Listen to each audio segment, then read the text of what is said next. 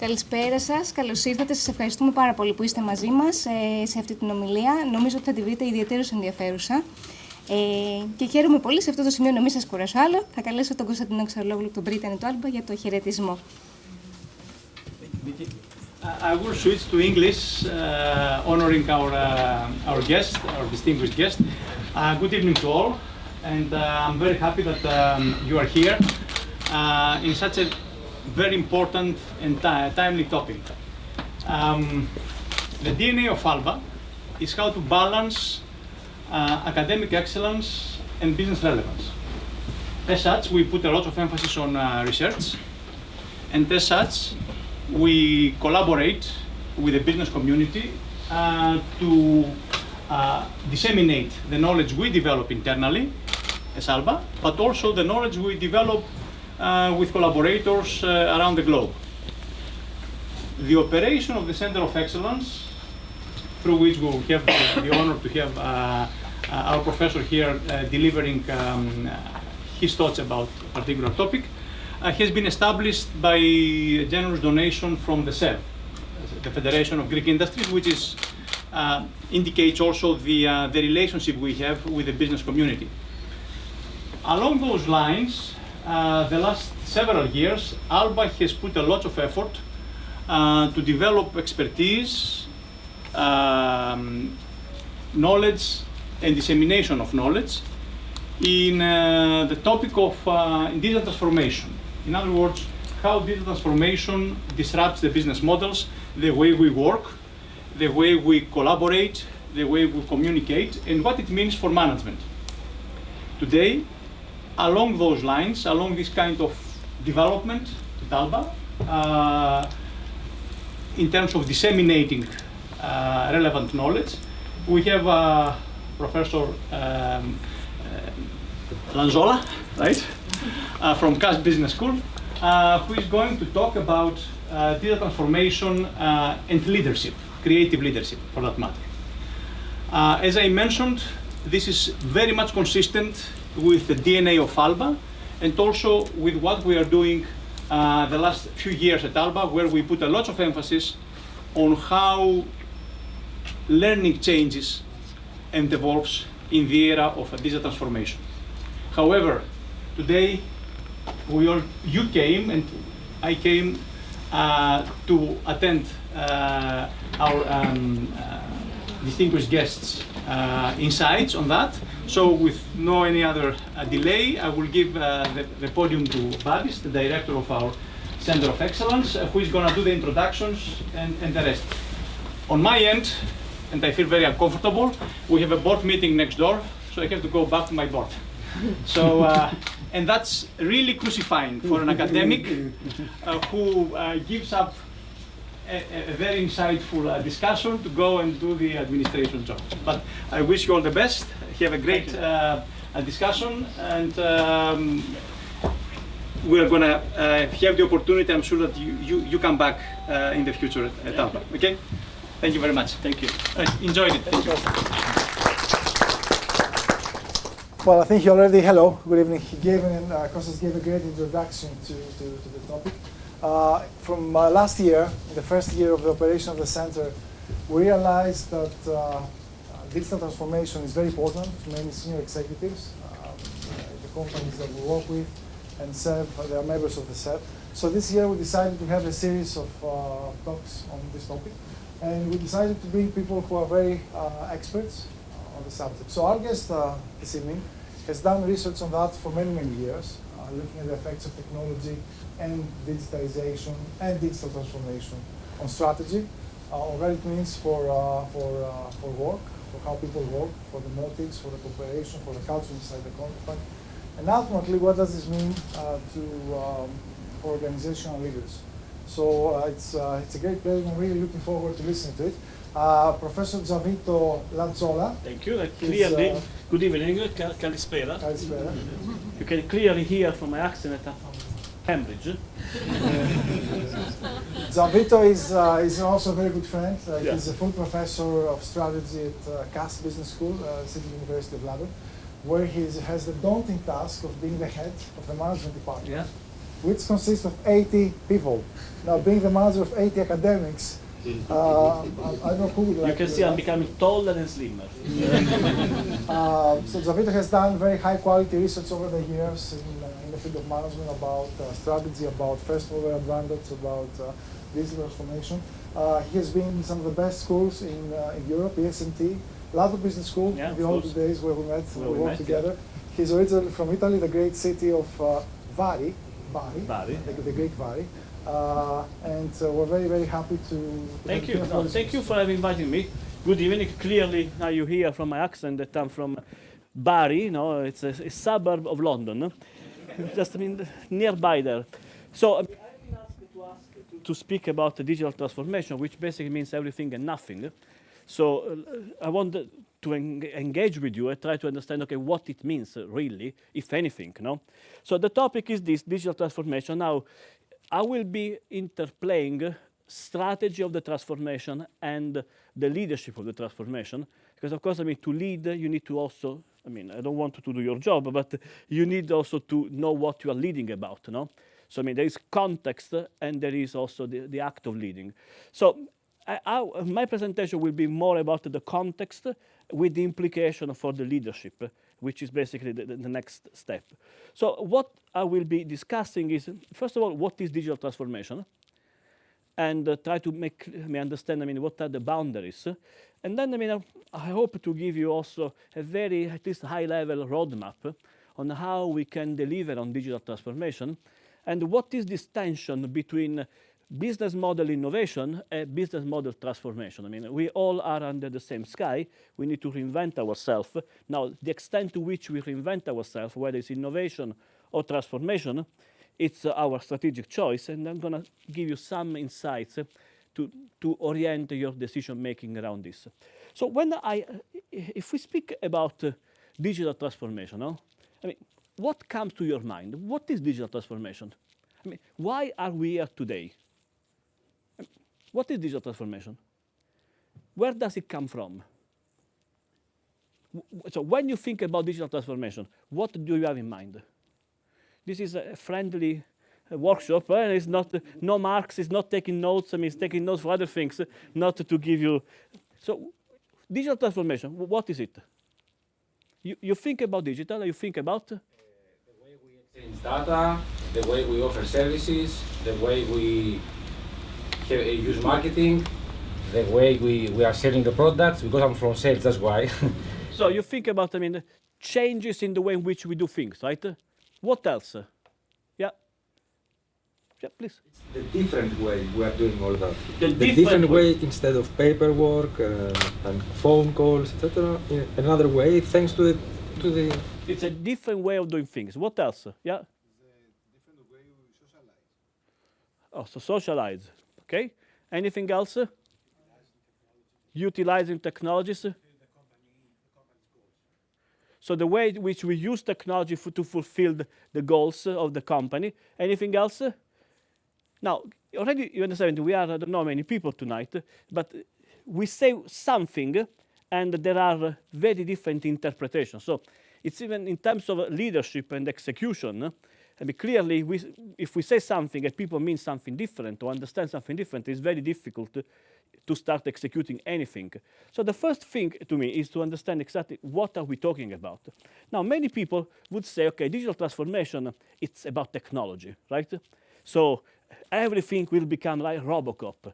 01, everything gets fully digitized, and then people start speaking about this very fancy technology, which cloud or artificial intelligence, right? Or distributed ledgers, blockchain, or Internet of Things. So many people think about digital transformation and start thinking about technology, right? And then, I mean, if you go to any conference or open any magazine, you will say, okay, this is important, but there is much more. The next wave will be cognitive systems, 3D printing, wearable technology, 5G connectivity. At this point, I know that you are just about to switch off, right? So Gianvito, we didn't come here to hear a pitch about the beautiful future that technology will shape for us, right? This is not really what you came here. And I mean, I want to avoid that you switch off. Now, with all due respect for the people that come from the technical side, the CEO would say, I mean, who cares about IoT? I mean, this is technology stuff, right? I am the CEO. I have to lead the business. I don't have to be bothered about, I mean, okay, fine. Just do some cloud, buy something, and then things will happen, right?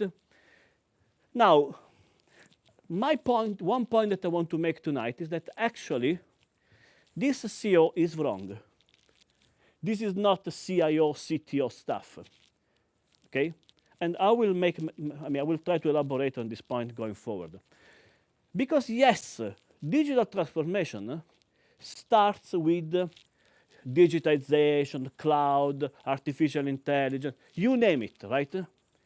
The problem is that when you start adopting this technology, sorry, this is very sensitive, it's not any longer business as usual, okay?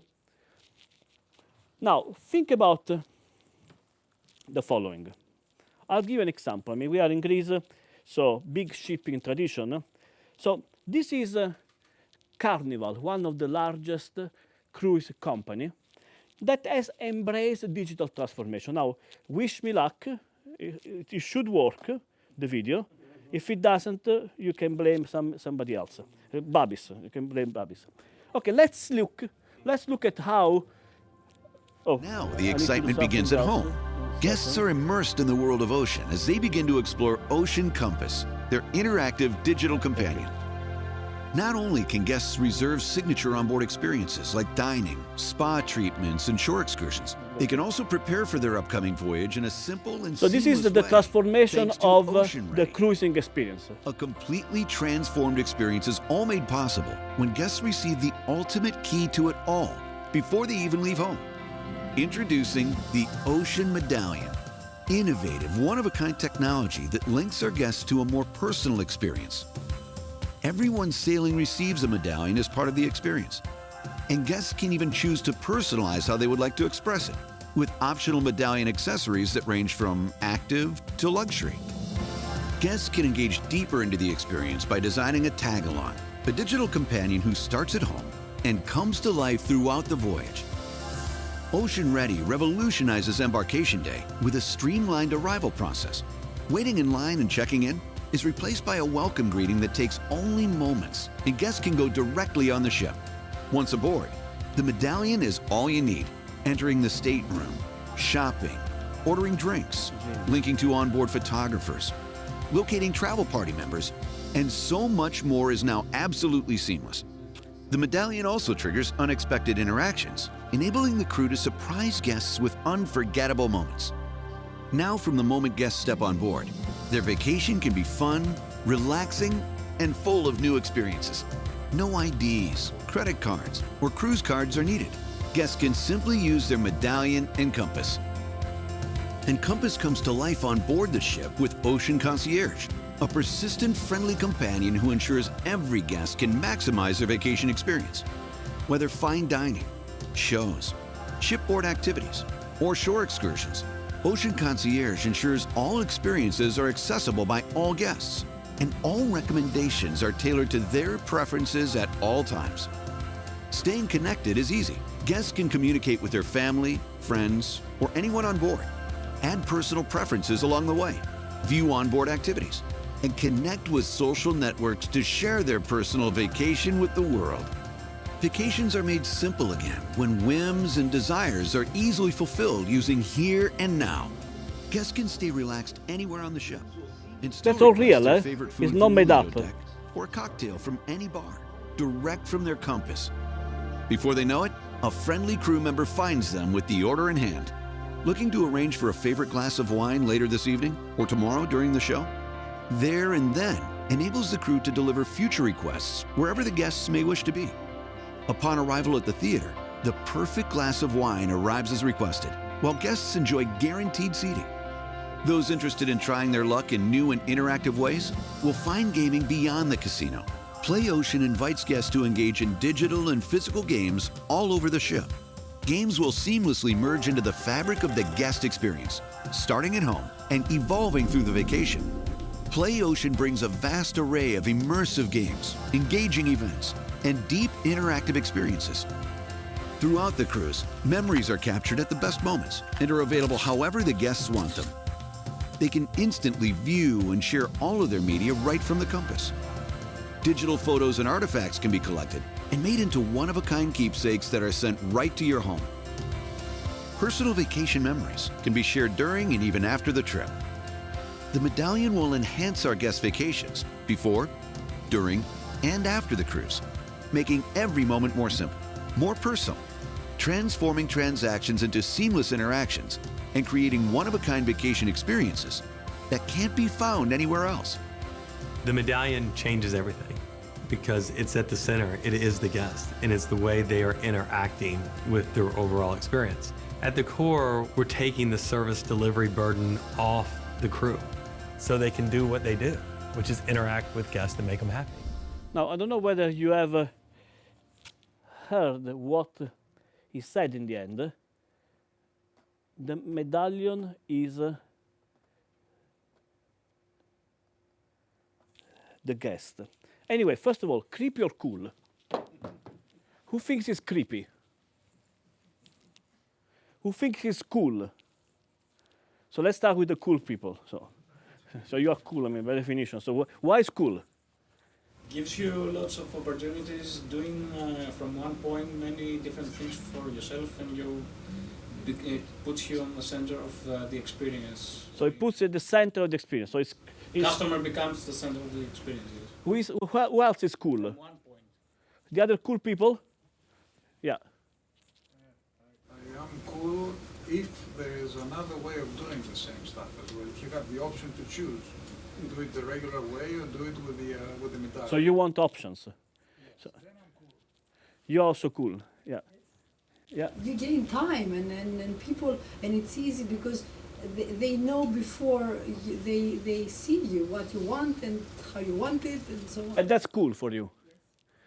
Cool? You get rid of all the anxious and the procedural parts of the voyage. So yeah. Makes it easy fast. It's easier. They have the answers. The right side. I mean, Babis, you are creepy. No, you're cool. No, bad. So who is creepy? But anyway, first of all, have you seen 50% is pretty much split. So in terms of understanding how your customers or clients will perceive your transformation, remember there is no univocal way. I mean, already here we are 50-50. Now, who is creepy? Who thinks it's creepy? Babis, you think it's creepy? Yeah. Why? It introduces too many artificial things into your day. Too many artificial things. Who else thinks it's creepy? Yeah. I think it cuts you when you want to go on vacation. What you need is not to be stuck in a modern way. You need to get away from all the stuff, the facility. So if you go to holiday in the Caribbean, you don't want to eat every day Greek salad because you like Greek salad. No. Maybe because it's if they know pizza. So if I go to Caribbeans, they know I'm Italian. So the only thing I get on the menu is pizza and pasta. And I keep growing horizontally, which is not exactly. Who else think it's creepy? Yeah. Sorry, I also saw. Okay, fine. Yeah. Disconnected. I would agree, it's like your shadow over there. Who else is creepy? And you? Disconnected.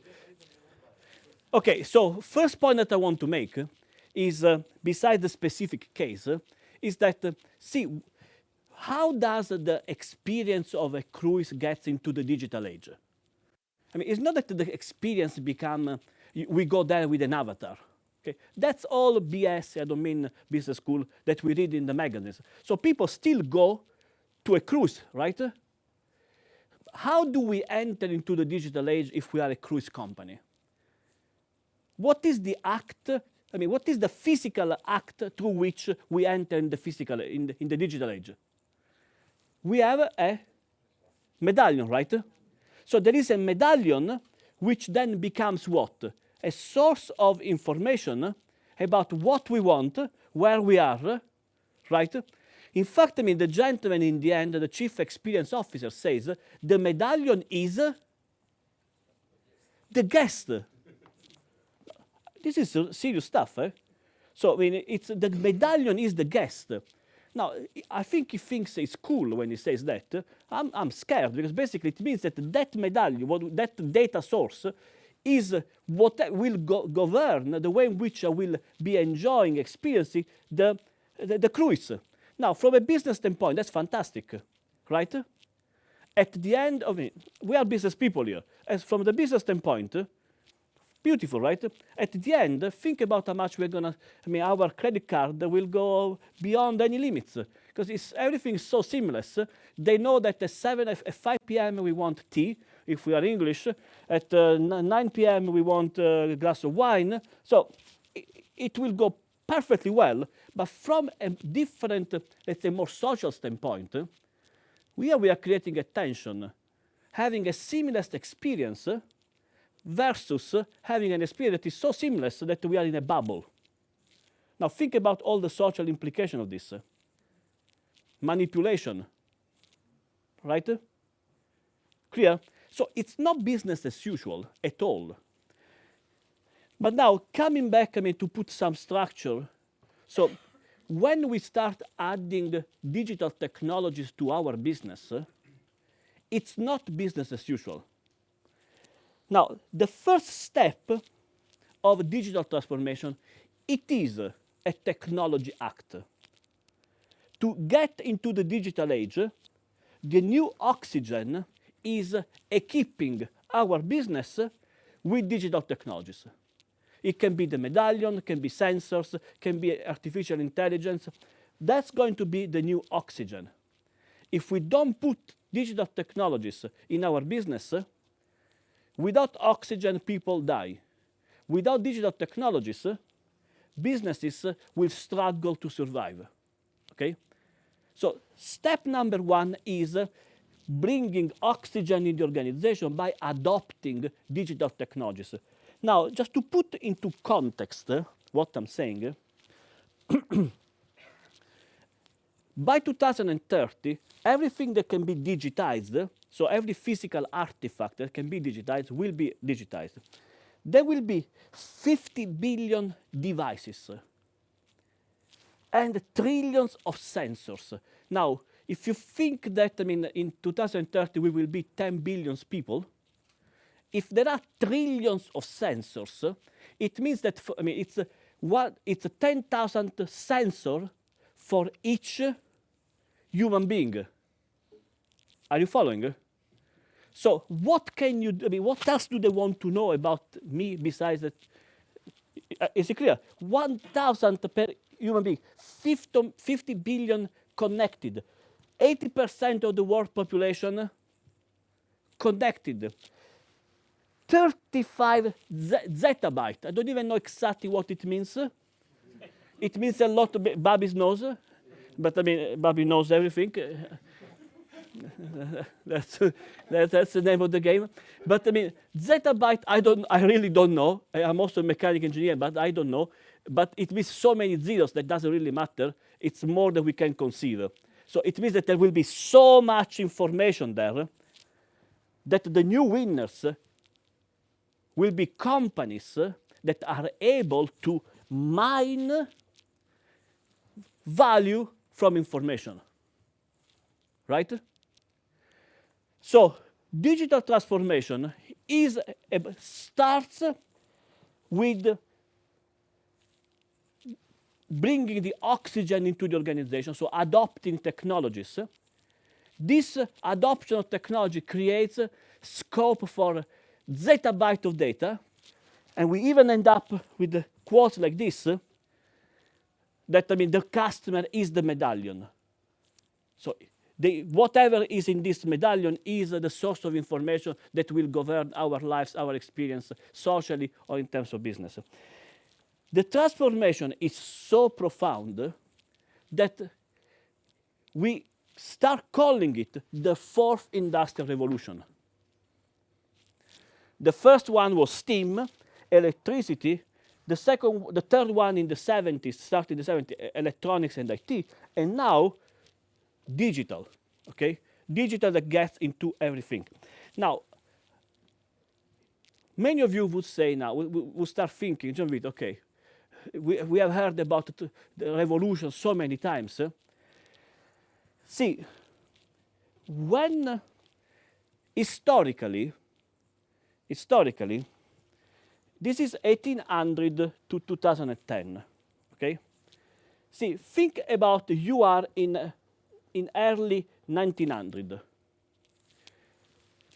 This is the labor force by occupational class from 1800 to 2009. The blue line is manufacturing. You are in early 1900. You have been seeing for so many years manufacturing growing up. Someone comes and says, oh, there will be a new revolution, which is the second revolution, the one powered by electricity. What do you tell to Gianvito that 100 years ago was speaking about that? I mean, manufacturing, we will always be manufacturing, right? Manufacturing, where is now? Clear? The point that I want to tell you, I want to make now, and I will show you quickly other slides. Yes, the full potential of digital technologies has not yet fully been deployed. So this makes us a little bit skeptical. It will happen, yeah, maybe tomorrow. But it's so deep and so pervasive that, I mean, we are most likely an inflection point. Like manufacturing had an inflection point after the second the second industrial revolution, the electricity one, and see how many other inflection points, in some cases positive, for service class. So service, on the contrary, starts going up. Clear? So don't make the mistake to think that everything can be extrapolated linearly from what we have been seeing so far. Because, I mean, there are inflection points. I'm going to go faster. This is employment by economic sector in the United States. Have a look at this. People in manufacturing going down. People occupied in agriculture going even more down, okay? And then service exploding. And that's the US, this is Japan, United Kingdom. When we come to transformation, to revolution, we need to become more open-minded, okay? And it's not easy. Now, I'm going to show you a very quick click. Who likes David Bowie? Okay. This is a very famous interview. Again, it's all real, that David Bowie had with a very famous BBC presenter a few years ago. About, of course, internet.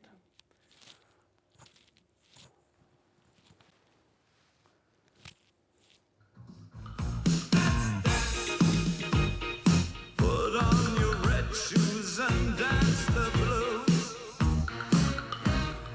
Dance to the song they're playing on the radio. If you were starting out now, did I read somewhere that you said if you were 19 you wouldn't go into the music business? I think that's probably quite right. I think I'd probably just be a fan and a collector of records. What would you do? I wanted to be a musician because it seemed it seemed rebellious. It seemed subversive. It felt like one could affect change to a form. It was very hard to hear music when I was younger. You know. When I was really young, you had to tune into AFN radio to hear the American. Now, this is a very famous BBC presenter. There was no MTV, and it wasn't sort of wall-to-wall blanket music, and so therefore it had a kind of a call to arms kind of feeling to it. This is the thing that will change things. This is a dead, dodgy occupation to have. It's still produce signs of horror. Compassionate. You said, I'm in rock and roll. It's my goodness. Now it's a career opportunity, and the internet is now carries. Now he speaks about internet. Okay. subversive, let's see, possibly this is the subversive one. Let's see how the institution reacts to it. Oh, yes, it is. Forget about the Microsoft element. The monopolies do not have a monopoly.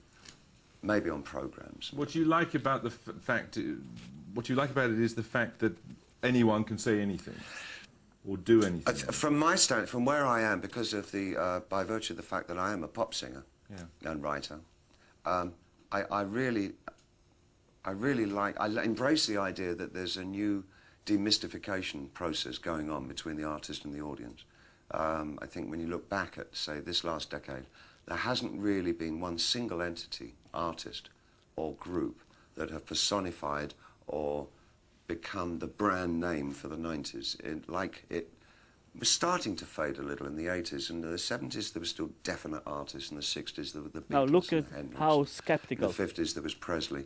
Now it's subgroups and genres. It's hip-hop, it's girl power. It's a communal kind of thing.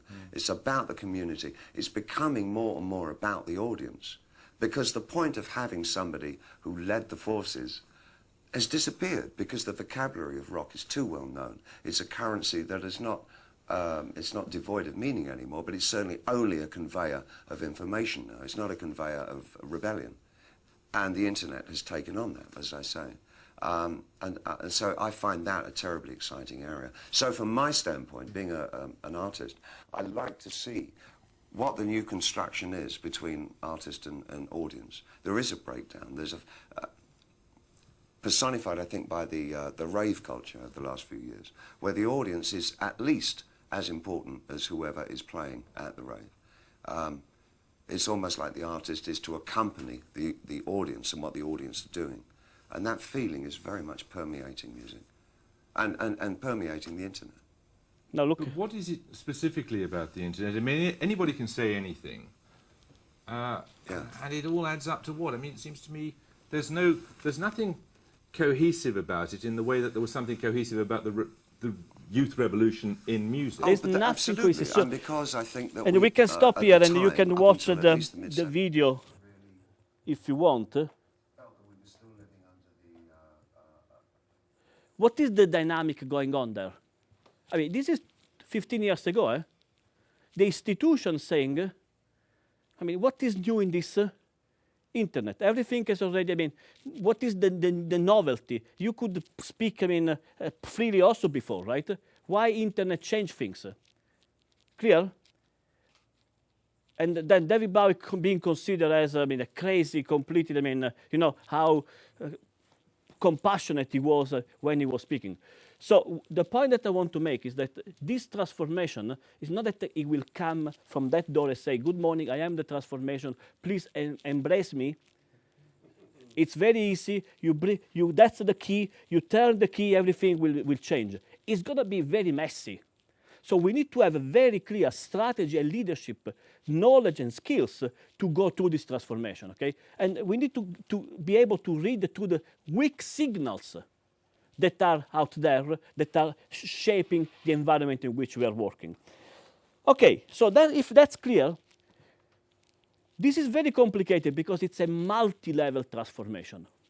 It's a transformation of society, of institutions, of competition, and then of your business. As we have seen just a few minutes ago in this lecture theater, 50% of you like to be always connected, 50% hates it. Connected clients, it's not a very clear direction in terms of whether clients will enjoy being always connected, or actually you need to think again about, I mean, how much you want to push with connectivity. In fact, I mean, there is a lot of research that says, yeah, you can give more power to clients, but also clients are spoiled for choices. Actually, they are becoming more and more simple. Give me something easy that, I mean, a menu with only one choice rather than dozens of choices. So there is a change in terms of clients. There is a change in terms of regulation. And this is something that, I mean, in many boards I have seen. boards tend to extrapolate whatever it has been the definition of the past in terms of market failures and consumer welfare, as I say, also in the future will be the same. There is a lot, in this moment, there is a regulatory vacuum that will be filled shortly with a new regulation that has very little to do with the one that we can extrapolate from the past. Now, if I had time, I will show you many other videos. This is the case of an American chain, grocery chain called Target. They were allowed a few years ago to use data from their customers to give to be predictive of what could have been their needs in the future. Okay, they ended up sending to a 16-year-old vouchers for pregnancy. You know the case, right? You can see the video. I'm going to leave all the material. It's very nice. And basically, they were sending, and the father said, why are you sending vouchers for pregnancy? She's 16 years old. Okay? Now, the story was that actually the daughter was pregnant. She had told no one. Became a big issue in the US. And what is the story? And ended up on the night, even news and all channels. What is the story? In this vacuum, we have a lot of information. We start thinking, okay, let's send the vouchers about the pregnancy, about whatever it can be. But you need to make a big distinction. Many things are compliant. Okay? So, can they do it? Yes, it's compliant. But not necessarily what is compliant is also legitimate. Are you following? Many boards I work with, they have this built-in this mistake. They think that compliance, I can do it, let's do it. I'm going to sell more diapers. Because, I mean, now she knows that she will need diapers. But you need to remember that compliance is not legitimacy. Who gives us legitimacy? The state and people. What was the problem that Target had? They were compliant, yes, but they were about to lose legitimacy. Because the clients, the people said, I mean, you intrude into my life. Clear? So, especially banks, I see a lot in banks and in insurance companies, they spend so much in compliance, they never ask themselves, but what we are doing is, okay, it's compliant because, I mean, we have done all possible checks about compliance, but it's also legitimate, meaning that the government will like it and people will like it. This is something that, I mean, in terms of governance and leadership, you need to keep yourself. Because otherwise you can be absolutely successful in terms of business, but being taken out as Target was that far from being taken out by changes in terms of legitimacy of your business model. Is it clear? Now, which one is the company that, in my view, is risking a lot to lose legitimacy? I mean, Facebook is just that far from losing legitimacy.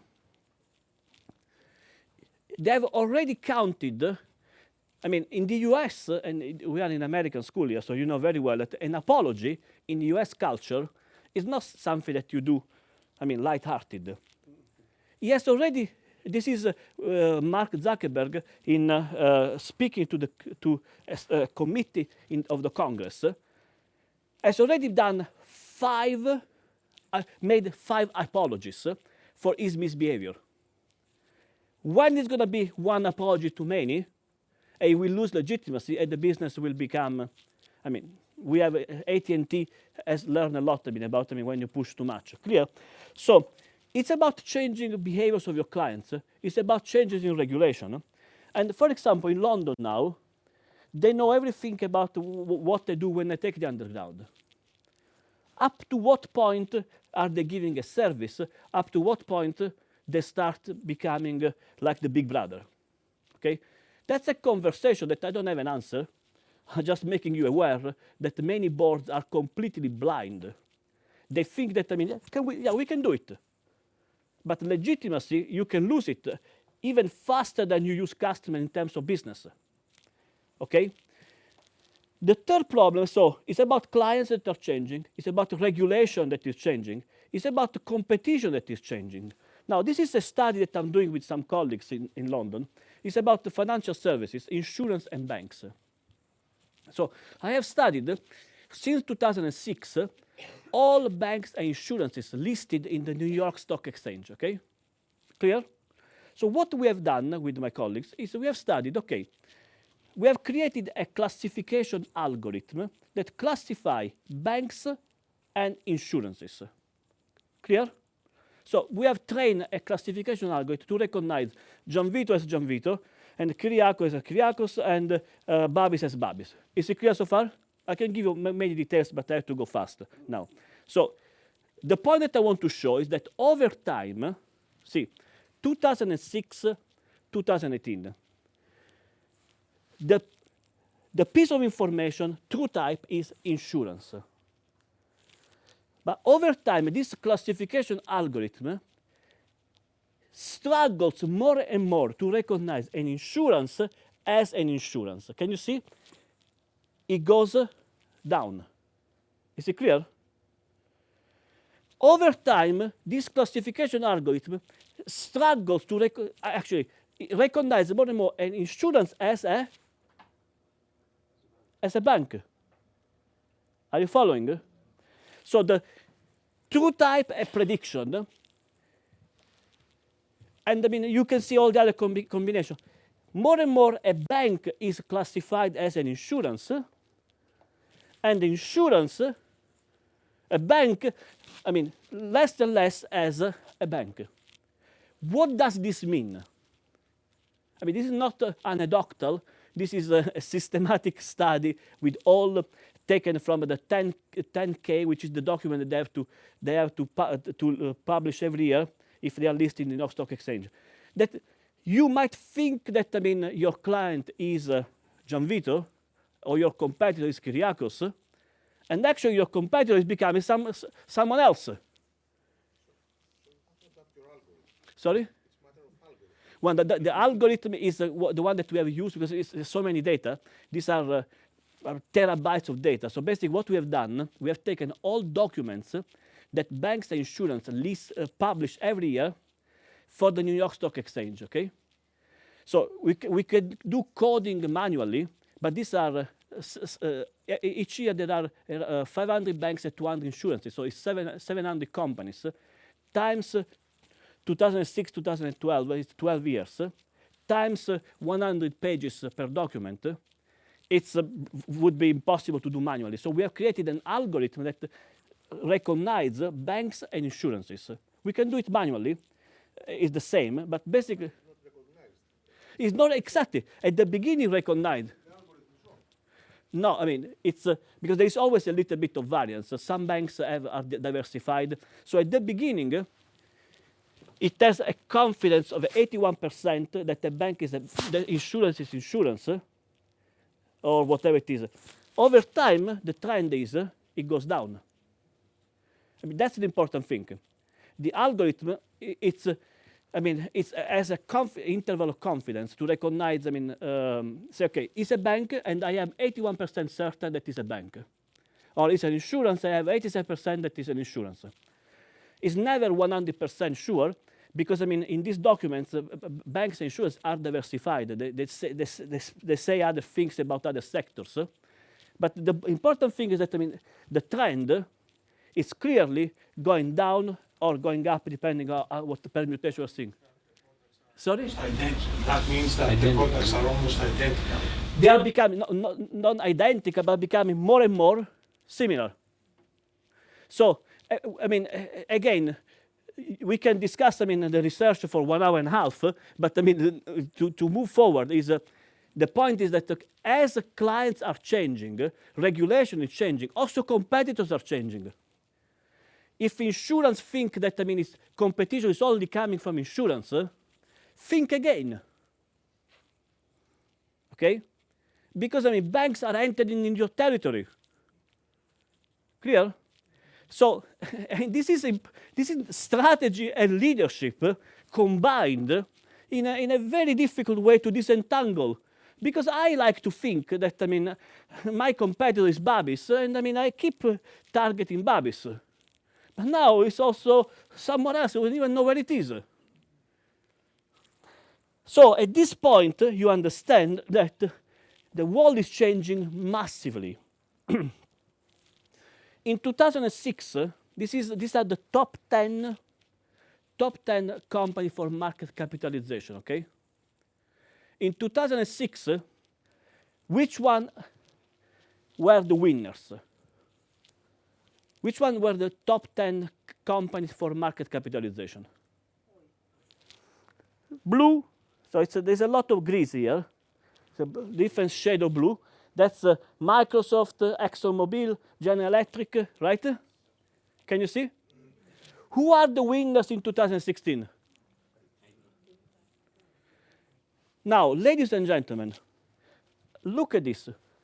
General Electric, 2006, what is the market cap? Give me a number. 360. General Electric, 2016.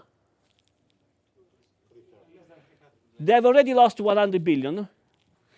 Now, if you have time, just you can Google GE market cap today, 80 billions. Okay?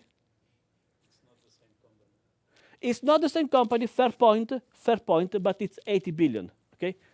Because it's a fair point, but many people would say what they have spun out were not adding, because the reason was they were detracting value. So that was the story of the spin-off. But you can see, even for companies where the spin-out has been much less prevailing, that who is winning here?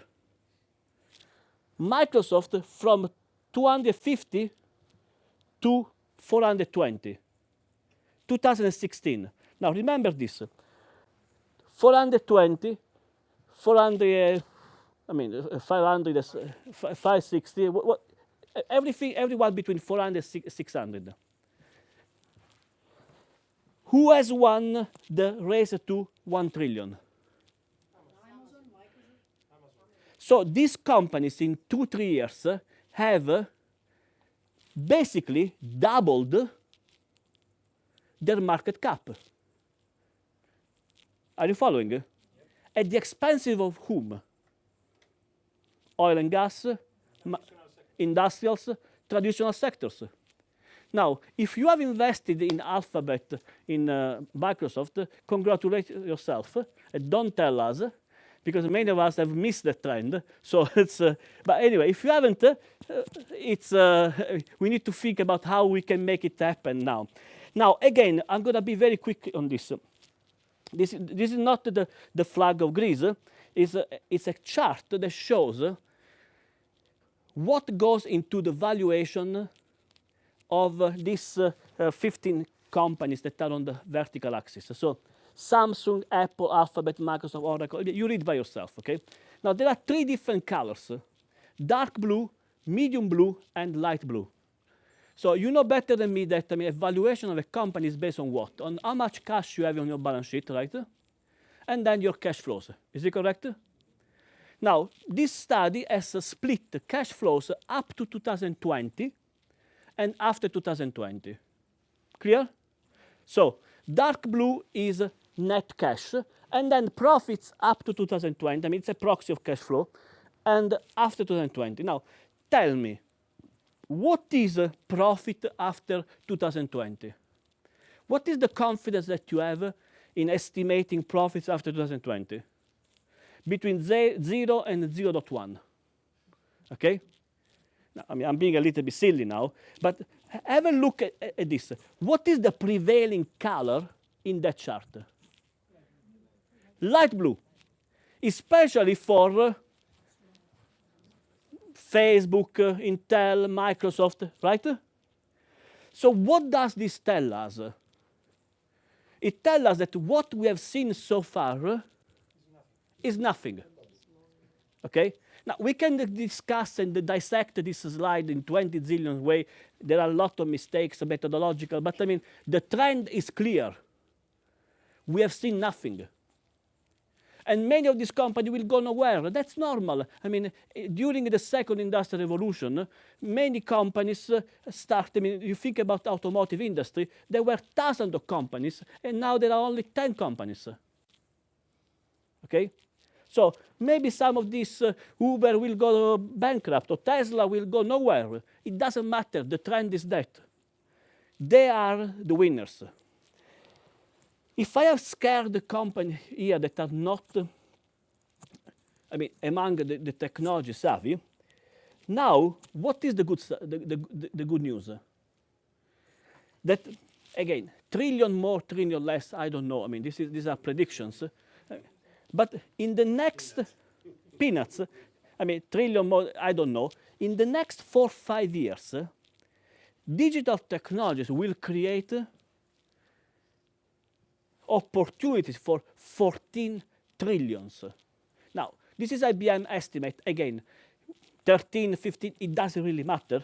What matters is that, I mean, the size of the pie is basically as big as almost the size of China GDP thrown into the economy in the next 4 or 5 years.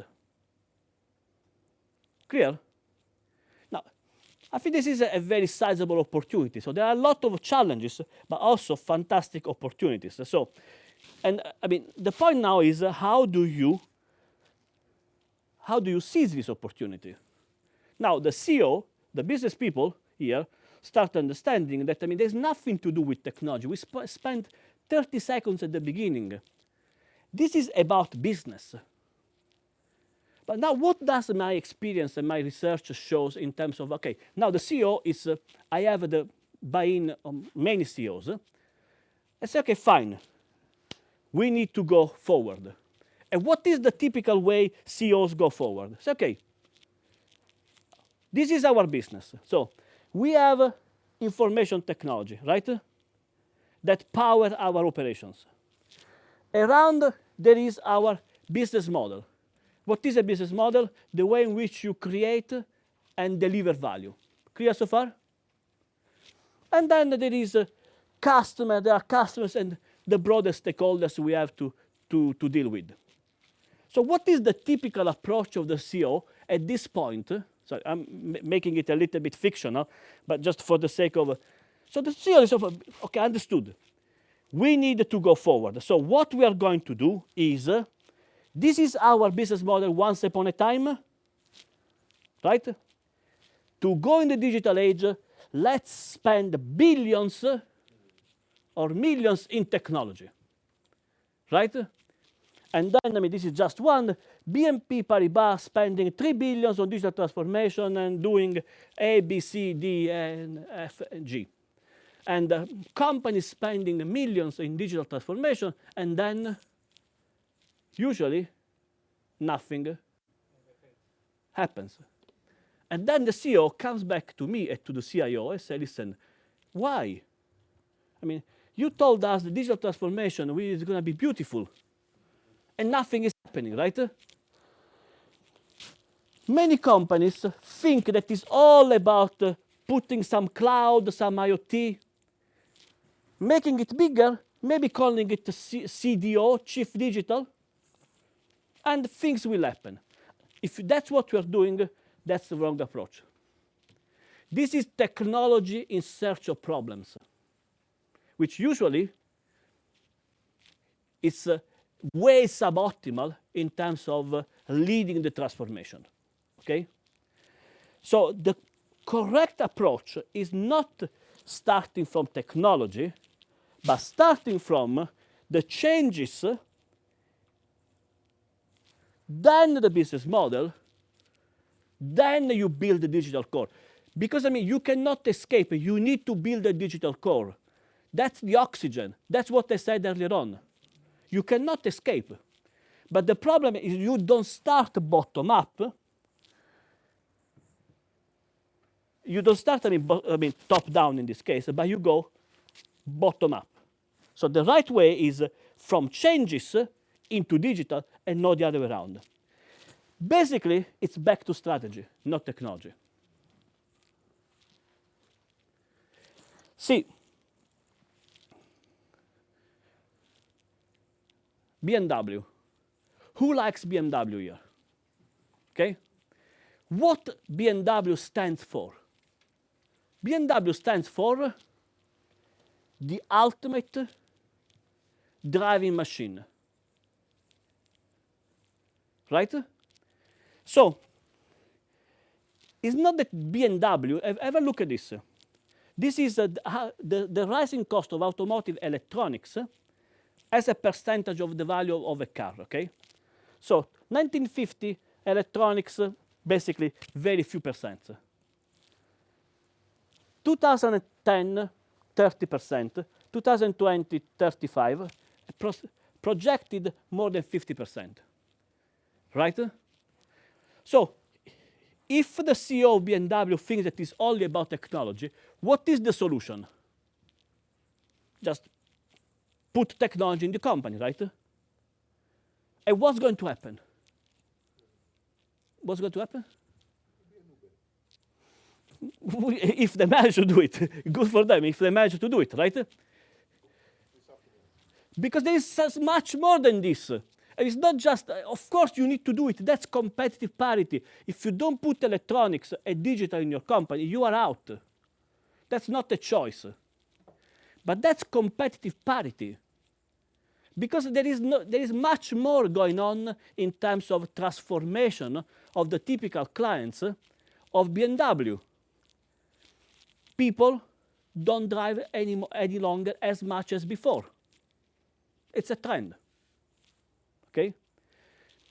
In London, on my laptop, on my mobile phone, I have at least 4 or 5 apps that can come and pick me anytime from anywhere I am.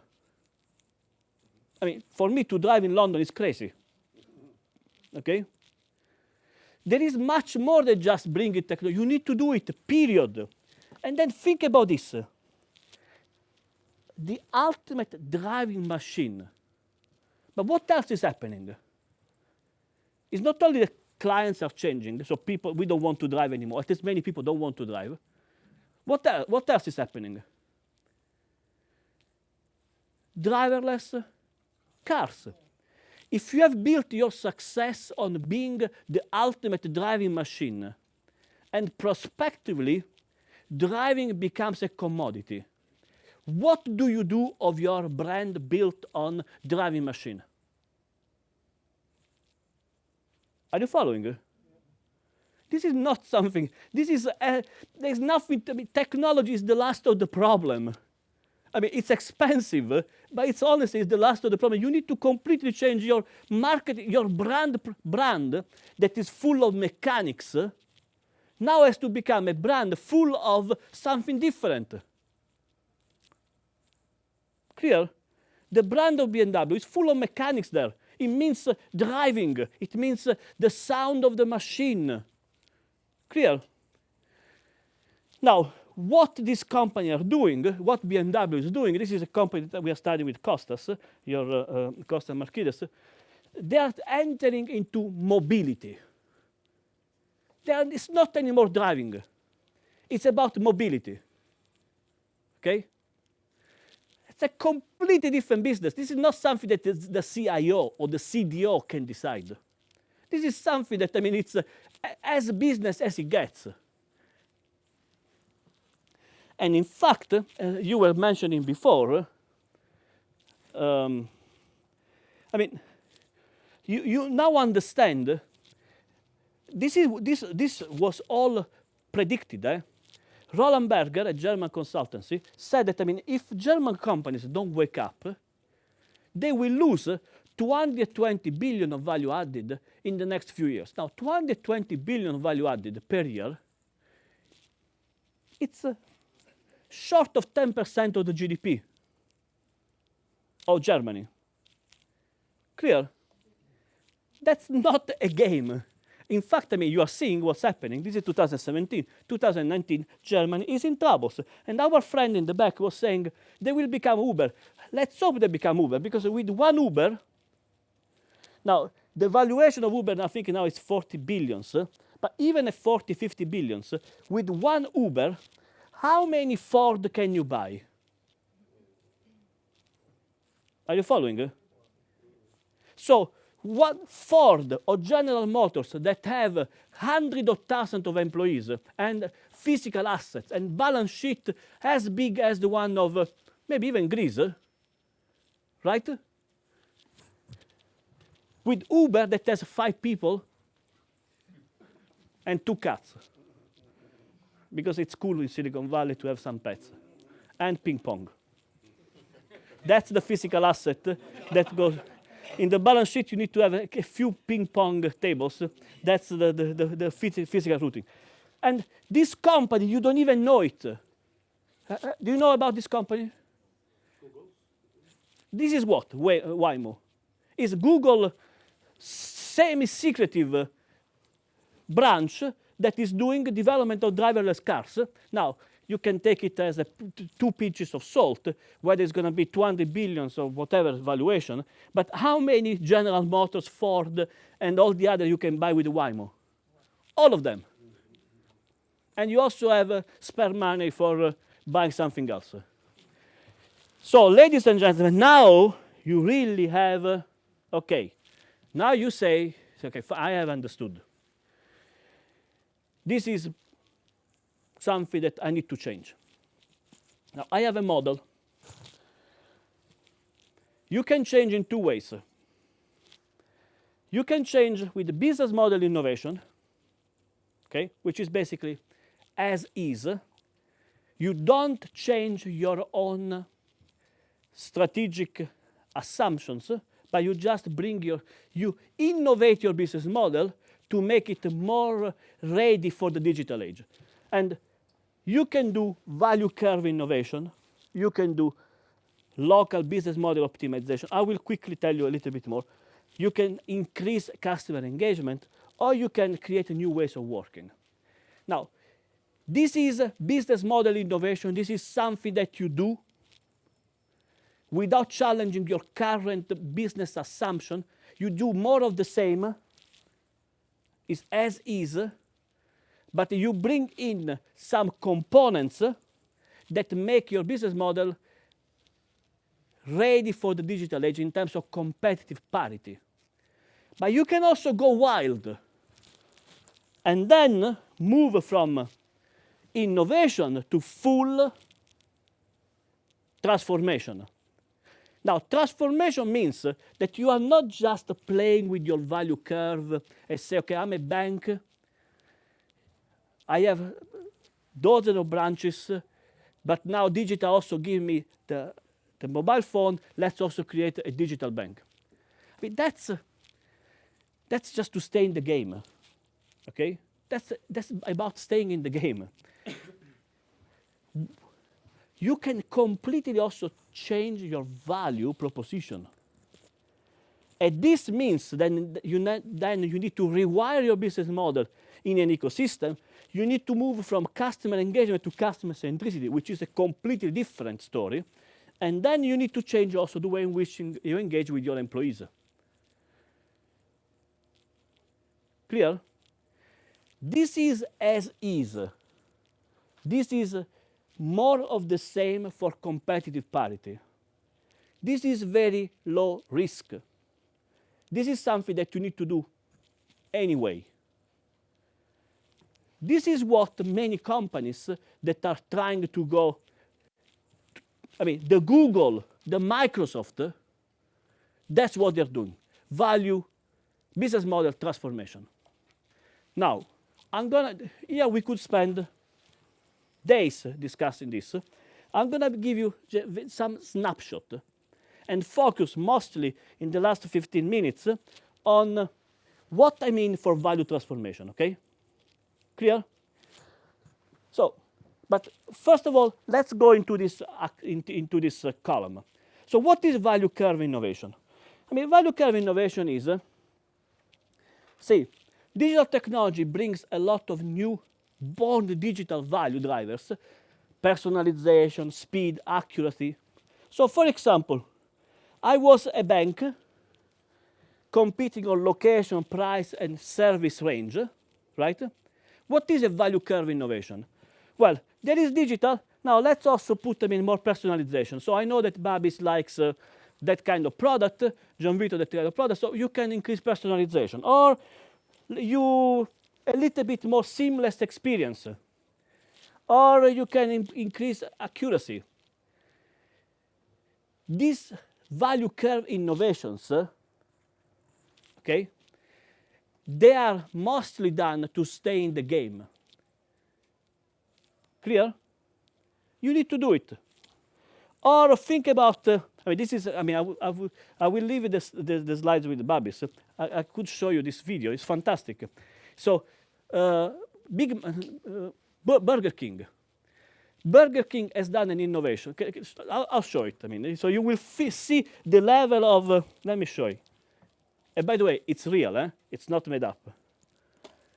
I'll show if I manage to show it. Where is it? Right here. Have a look at this. It's all real. So this is about Burger King innovating its value proposition for the digital age. Okay, where is it? How do I make it work here? Huh? This is the perennial question with digital technology. Where is it? We believe. Oh, thank you. Powerful, eh?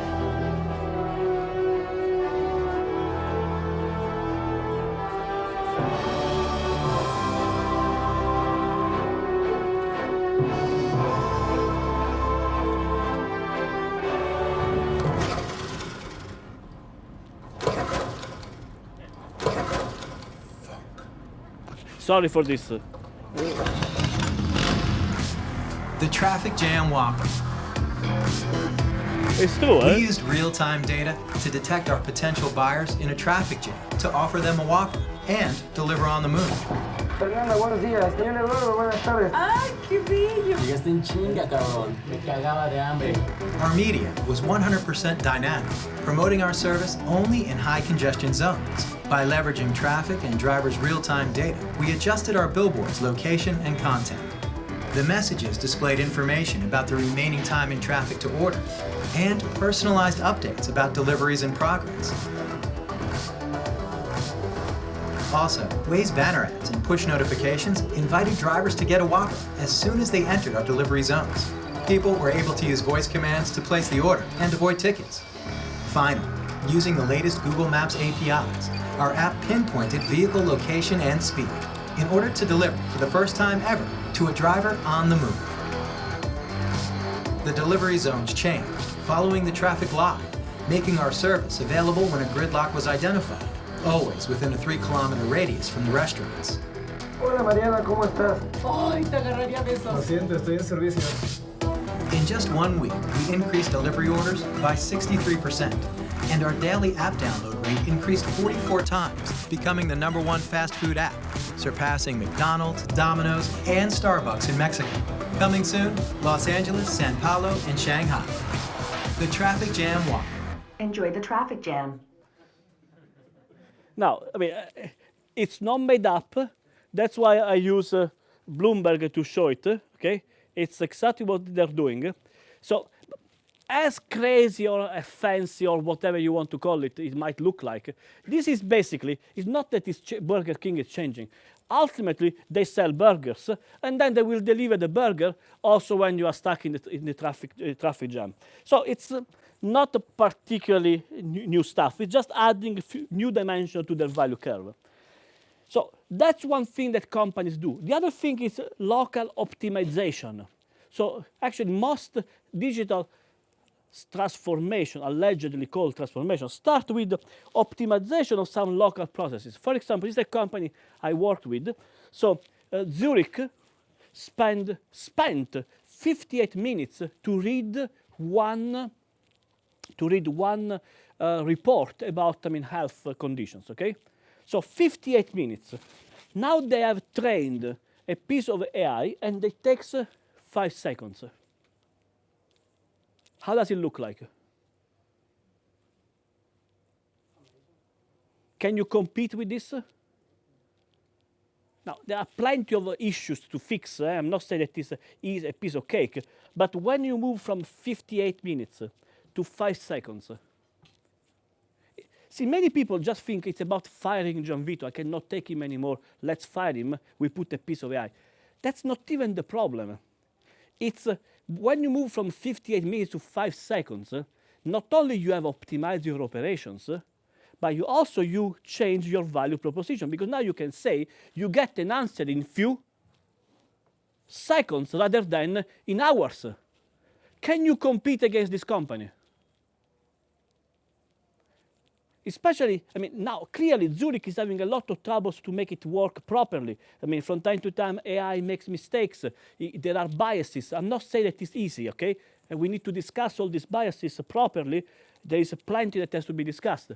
But the story is that when you have fixed it, and you have trained your algorithm to read the documents in a proper way, you cannot compete anymore. Either you have built this capability in your organization, or you are out. Clear?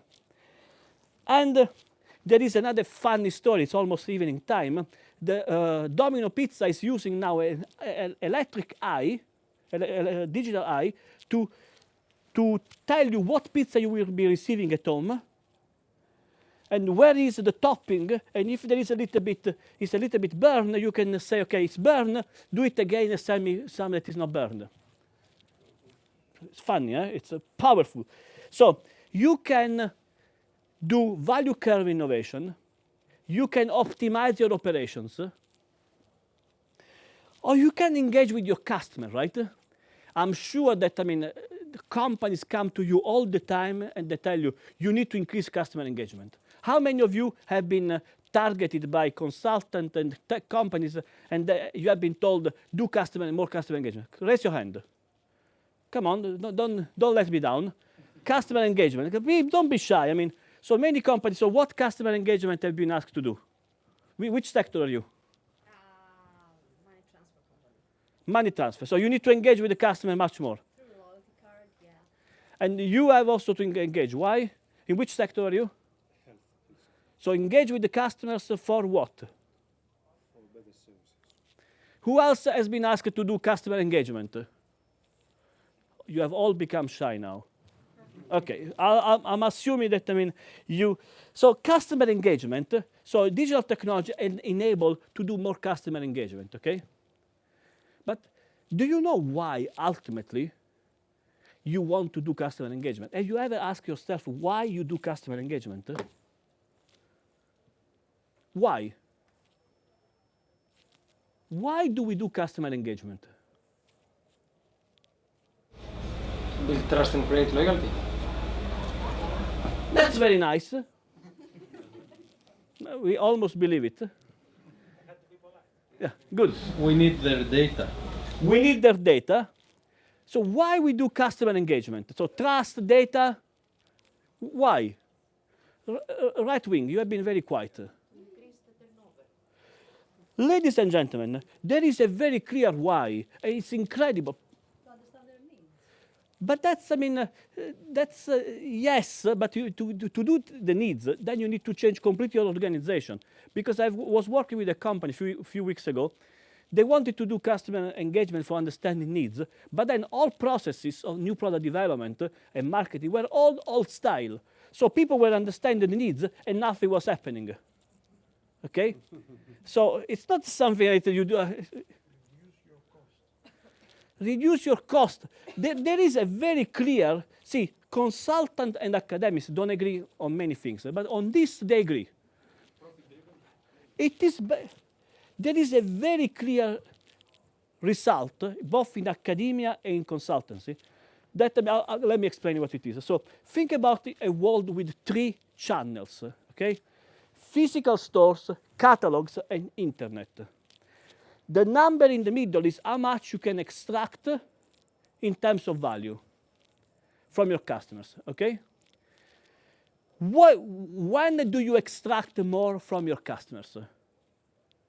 When you have only physical stores, $1.95. When you have only catalogs, when you have only internet, when does it start becoming more juicy? When you start combining, and what is the best? When you do all of them, which is called omnichannel. Omnichannel. So customer engagement is done. What you are saying, it's all correct, but this is the outcome is increasing sales through trust, data, but the outcome is money. Okay? Is it clear? So, and if you don't do it, but you are losing sales. Okay? So customer engagement is another way that many of you are doing. And I hope, you are doing for the right reason, so which is basically to increase sales. And so then it can be called omnichannel, whatever you want to call it. All new ways of working. Many people think that digital transformation is about giving Gianvito a mobile phone to work remotely. And I was working remotely today from my hotel room. So instead of being in the office, but that's okay. Microsoft is saving $10,000 per year per employee in real estate savings because now people can work wherever they want to work, or they are increasing productivity. That's all good stuff. This is all stuff that we need to do. And this is stuff that, will require a lot of input from Babis, because when you have a company that moves from the legacy business model to a business model where you have value innovation, customer engagement, when you have new ways of working with your employees and optimization driven by digital technologies, the leadership style is completely different. Okay? It's completely different. You cannot just extrapolate your old leadership style and bring it to the digital age. Okay? But this, what I've told you so far, it's all nice stuff, but it's all as is. What is the transformational part? So, think about John PLC. John PLC produces door locks. Okay? Now, John PLC produces this thing. Right? This is a product, right? It's a door lock. Is it correct? Right? So, John PLC now, but can I write on this one, or can I write? Can I write on the whiteboard or not? No? You don't accept graffiti? No graffiti, okay. So there is no, but it looks like I can write. So why do we have these things then?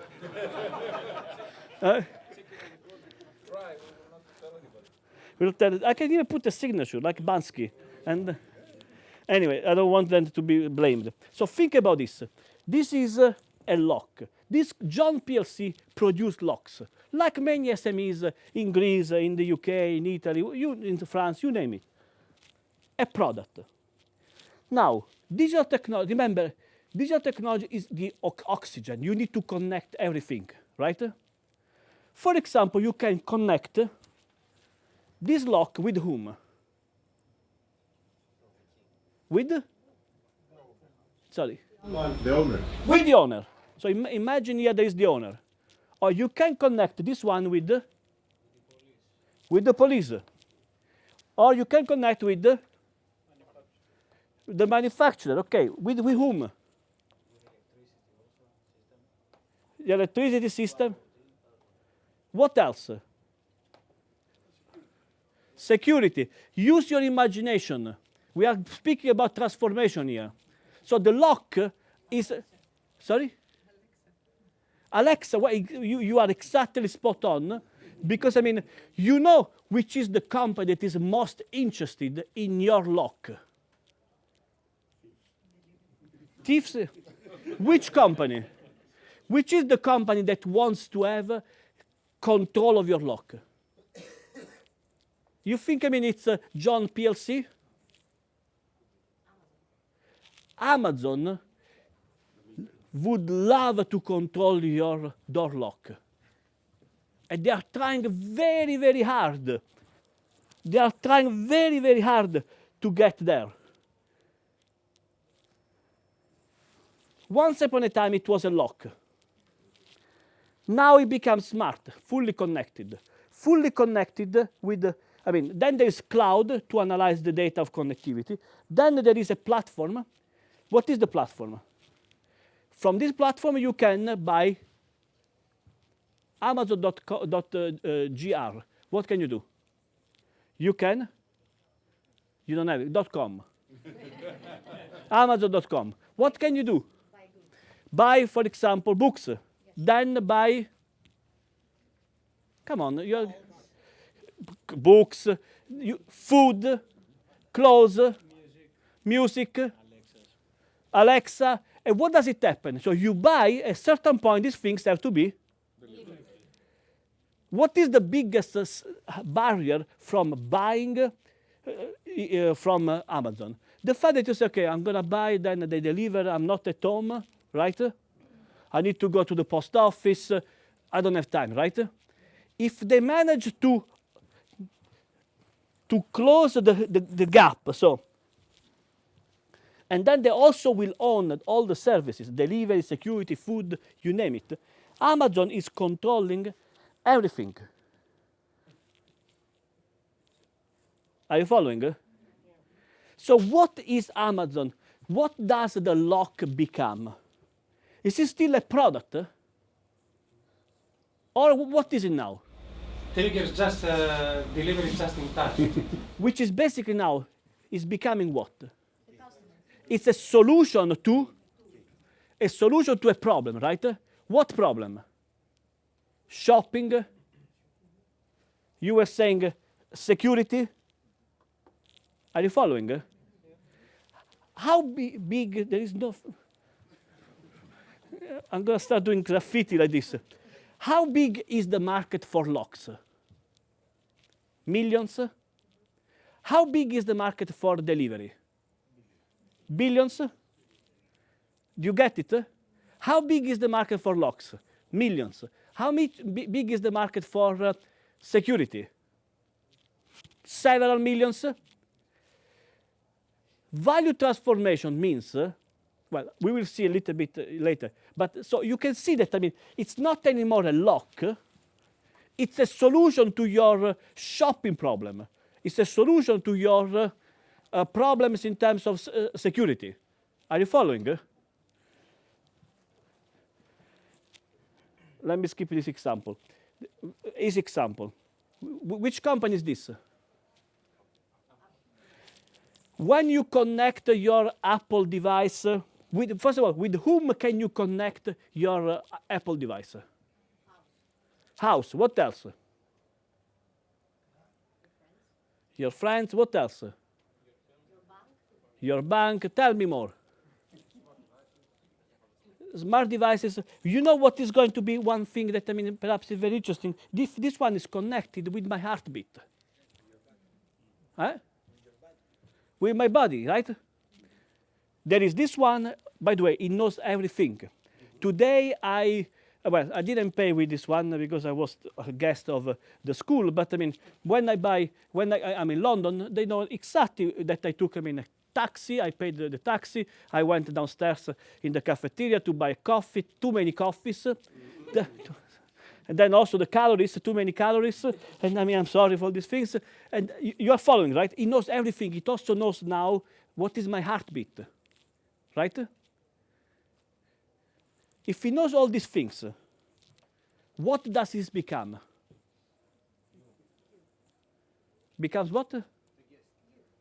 It becomes me. It becomes your GP, general practice.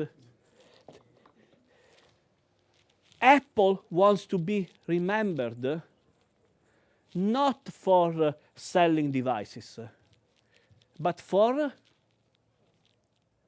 health. Are you getting? Once, I mean, and what is the market for iPhones? Billions. What is the market for healthcare? Trillions. In the US, I mean, Harvard has a whole department studying just healthcare. Clear? So Google, Amazon, or in this case Apple, they don't care even anymore. In London, I don't know here, but I'm sure also here, this thing is not given anymore as a product. You can buy a subscription, and for £20 per month, you will always have the latest iPhone produced by Apple. What does it mean if you pay a subscription rather than buying a product? What does it mean? That you are not buying anymore a product, you are buying an enabler towards a solution, a service, whereby, we were discussing with Babis before, I mean, if someone tells you, I'm going to, sorry, and this, it's a bad example, but it's a real example. If this one tells you, if you are about to have a stroke, this device knows it and will send a signal to the closest ambulance, how much are you willing to pay for this service? Okay? You get it. Clear? So value, this is not adding a new camera here, another megapixel. I mean, that's the past, right? That was the game to stay in the game. Now we are moving forward. And what does a car become when it's connected? It's not anymore a car, it's mobility. What does this is very funny story. I mean, we can spend time, but we don't have time. What does it mean, this? All skin types, which in English means, what does it mean? It doesn't work. You are giving me $100 for something that doesn't work, right?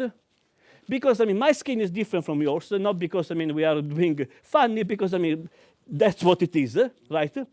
So what about if now, instead of having one size fits all, we have one size fits you? You manufacture at home the solution to your, I mean, your skin, the cream for your skincare for today's condition. Today I'm in Athens. 2 days ago I was in London. Very different. London is raining. Here it's hot. Are you following? Completely different story. And what does it become?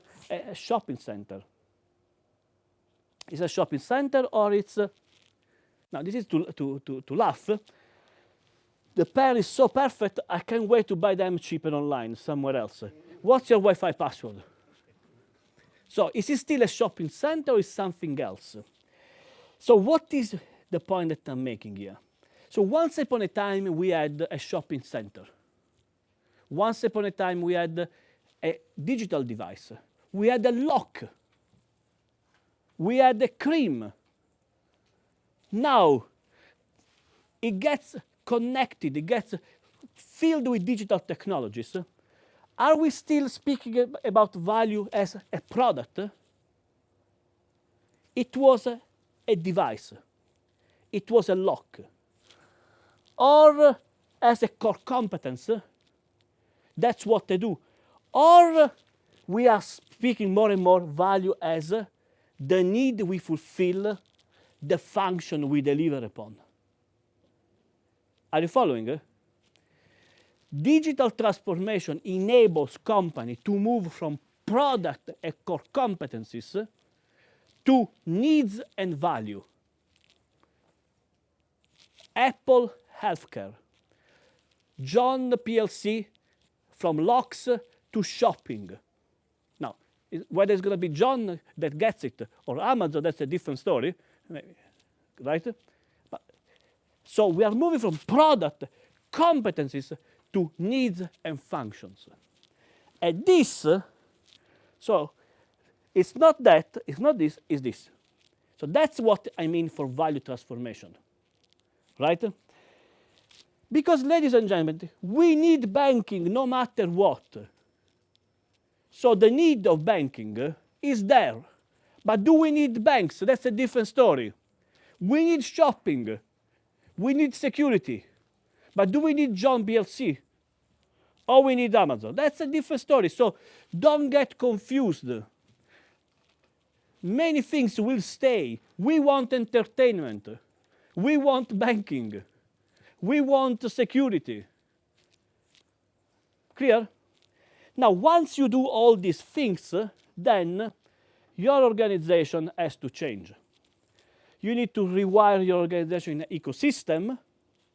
I mean, see how many things Amazon does. You need to move from customer engagement to customer centricity, what you were saying before. Customer centricity is a different story. It's about knowing what the customer wants, even before the customer knows it.